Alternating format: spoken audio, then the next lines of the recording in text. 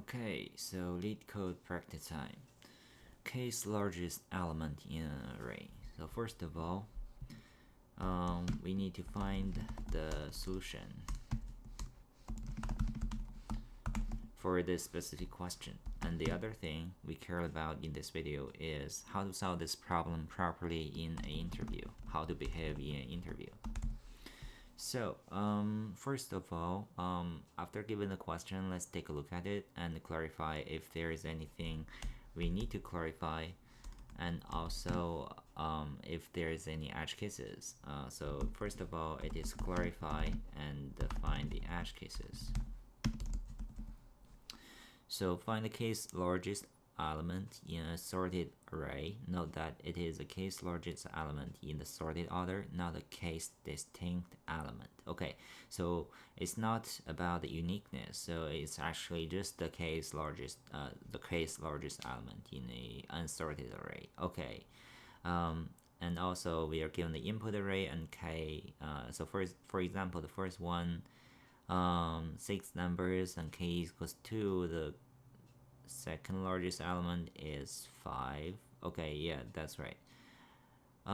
Okay, so you may assume k is always valid, so k is larger or equal to 1 and smaller or equal to array.length. Okay, so I was about to ask, I was thinking about the edge case, for example, if there is any illegal input, but since it is always valid, then I think let's get started. And also one thing that is worth to mention is that k is always valid. K smaller or equal to 1, k larger or equal to 1, smaller or equal to array.length, which means the array is never going to be empty. So yeah, so that's all the edge case thinking in my mind. So this next one is to find the solution for this specific question. Okay, so how to solve this problem? The first thing, which is very obvious, is we can do a quick sort on the unsorted array, and then do one pass through the sorted array and find the case largest element. But then time complexity is going to be a log n, which is not optimal. So I have ever encountered the same question in coding interview from other companies. I think it was Oracle at that time, and I used the main heap to solve this problem. So essentially, we are going to create a main heap. We are going to maintain a main heap, and there are only k elements in this main heap. So we do one pass through the input array, and insert the element into the main heap. Every time, whenever the size of the main heap is larger than k, then we just remove the top elements, and then at the end, the top element in this main heap is what we want to return. So in this way, the runtime is gonna be let's say the length of the array is n, then it is going to be n log k. And the space wise, it is gonna be okay. It is okay. So next thing is about coding part. So in the coding part, we care about your coding style and your code correctness. So correctness is the first, but it's not enough. We also need to care about your readability, whether it is readable or not. So readability, maybe we want to see the naming convention, like the formatting, so something like that, specifically to see whether your coding style is good or not. If you're an experienced engineer, you may also want to extract some common functions into a helper function, so something like that. So but for this one, we don't need to worry about like the helper function, whatever, because it will be super easy. So let's say we are going to first of all create a main heap.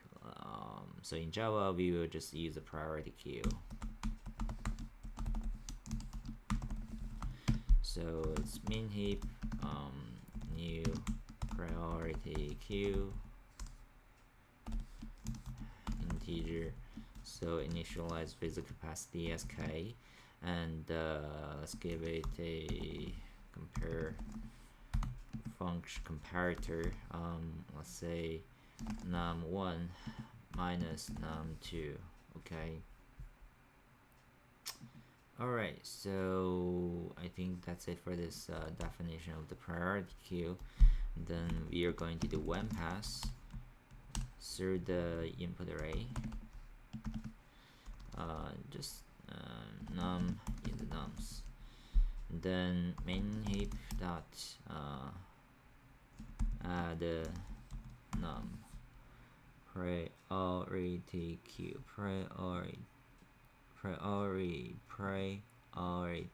queue. Okay, so there's no auto completion. I'm not sure why. We could do this. Okay. If main heap dot size is larger than k, what we need to do is main heap dot I think it's remove. Okay, so it is remove or pull, right? I think it's pull. And that's it for this the logics of this for loop.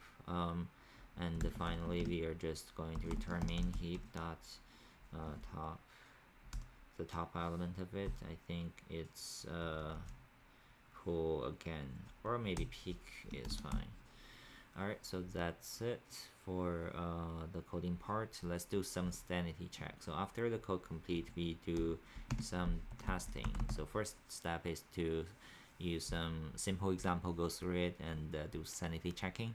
So let's see the first one, 3 2 1 5 6 4 as the input array and k as 2. So first of all, we keep 3 into the main heap, and then 2.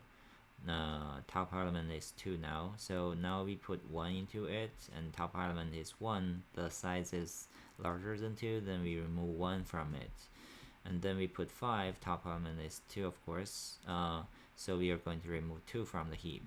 We put 6, and we are going to remove 3 from the heap, and then we put 4, then we remove 4 from the heap, and then finally top element is 5.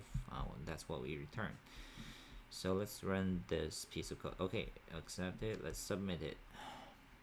Alright, so it passed. So I will say, regarding the task is set up, since the note says the input is always valid, I wouldn't worry too much about it. If the interpreter said the input is always valid, if it's not mentioned, then better we set up some edge case to test the corner cases.